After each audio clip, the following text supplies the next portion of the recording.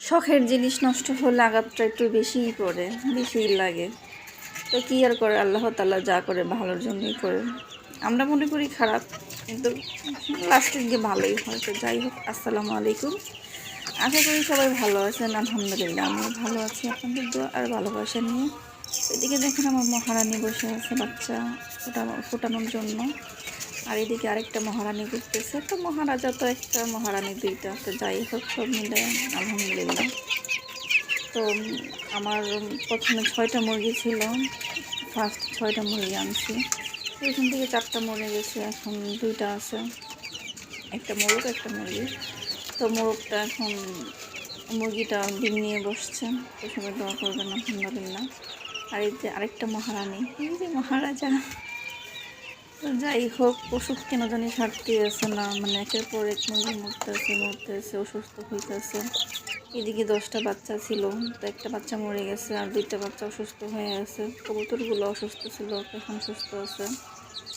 তো কথা হচ্ছে, আমার ভিডিওটা দয়া করে একটু শেয়ার করে দিবেন, কারণ আমার কিছু জানার ছিল, বোঝার ছিল। আমি নতুন অবস্থায় কিছু বুঝতে পারতেছি না, কারণ ইউটিউবে ভিডিও দেখলে, ফেসবুকে ভিডিও দেখলে, মানে এক একজন এক এক খামারি এক এক ওষুধ বলে যে এটা ভালো, ওইটা ভালো, ওইটা ভালো, ওজন হলো ওইটা ভালো। আসলে কনফিউশনে থাকি যে কোনটা ভালো, কোনটা খারাপ, কোনটা খাওয়াবো, কোনটা খাওয়াবো না। তো এই জন্য বেশি বেশি শেয়ার করে দিবেন, যাতে আমি সঠিক একজন পরামর্শদাতা পাই, যে উনি আমাকে সঠিক পরামর্শটা দিতে পারবে।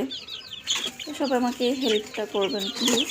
তো যাই হোক, মানে মানুষের জীবন ভালো মন্দ মিলাই, তো আলহামদুলিল্লাহ তারপরও এখন আছে মোটামুটি। জানি না 2টা বাচ্চা ভালো হবে কি না। এগুলো আমার বাচ্চাগুলোকে একদম নিজের হাতে বড় করেছে, আসলে কষ্ট লাগে একটু বেশি।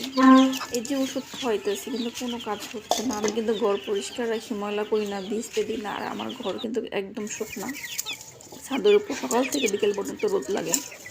তো এখানে আমার মহারানী ডিম পারছে, তো বসে যাবে হয়তো।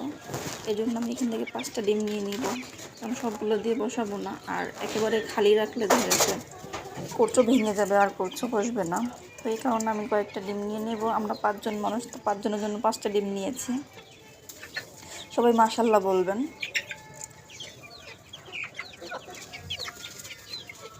সবাই মাশাল্লাহ বলে দিবেন।